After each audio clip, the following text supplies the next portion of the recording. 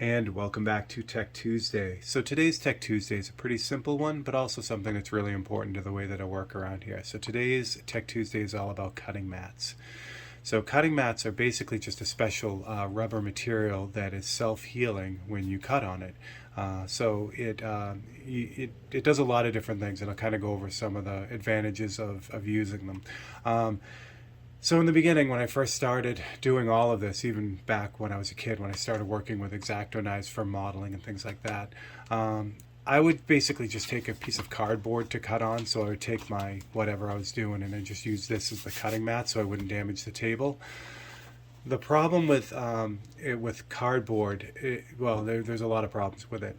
What happens is nothing dulls an X-Acto blade faster than paper material, cardboard, paper, that kind of thing. Now, of course, that's what we're doing with cutting paper, but I don't want anything that really speeds up that dulling process, and cardboard is one of the things that really does a good job at dulling the blade. It also, because it's because it's fibrous and it's softer, as you make turns in the cardboard, you have a much greater chance of snapping off that blade as well. So what happens is when you use cardboard, you end up going through a lot more blades.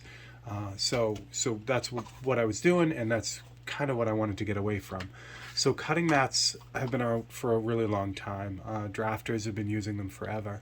They may seem expensive on the outset, but trust me, the amount of money that you'll save in X-Acto blades by using a cutting mat will more than make up for their cost. So as you go to look at them, you're like, wow, I'm spending this much for a piece of rubber.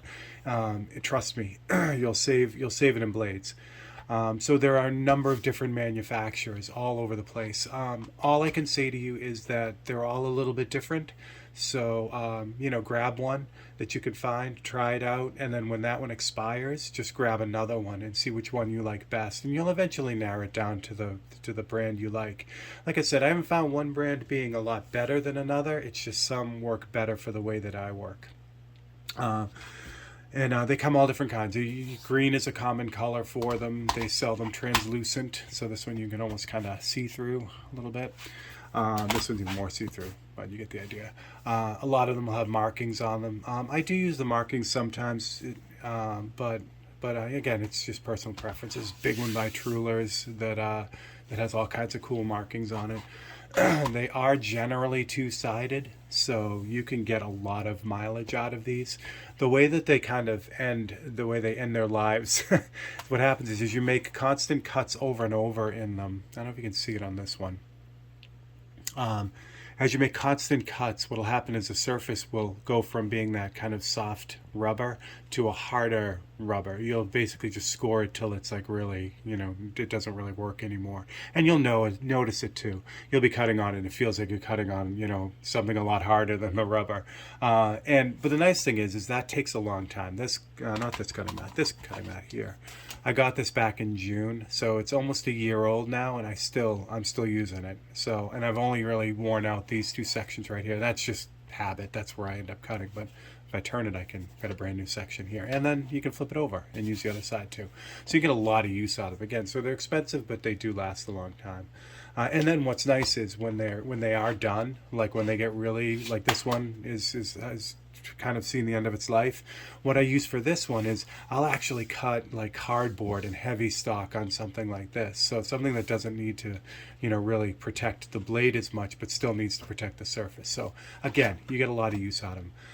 Another big advantage they have over cardboard is if you wanted to cut a small mask out of something adhesive, if you do this to a piece of cardboard, you'll cut out your shape.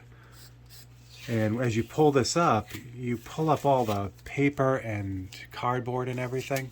So what's nice with the cutting mat is you don't get that at all. So you could actually just lightly tack this down, cut out your shape on the cutting mat, and then when you pull this out, everything is nice and clean. So that's another huge advantage to that too. So that's it. So again, really simple. Seems like it's straightforward because it really is. Save yourself time and aggravation and money in the long run, and just invest in a good cutting mat, and it will not do you wrong. All right, so that's what I got. Again, quick and dirty, but I hope you enjoyed it. If you did, please like and subscribe. And if you have any suggestions for future Tech Tuesdays, if you see on my live feeds anything that I'm doing that you want a little bit more information on, just feel free to drop it in the comments and I will include it in one of the Tech Tuesdays. All right, so for Steve Leahy, thanks very much, and I will catch you guys the next time.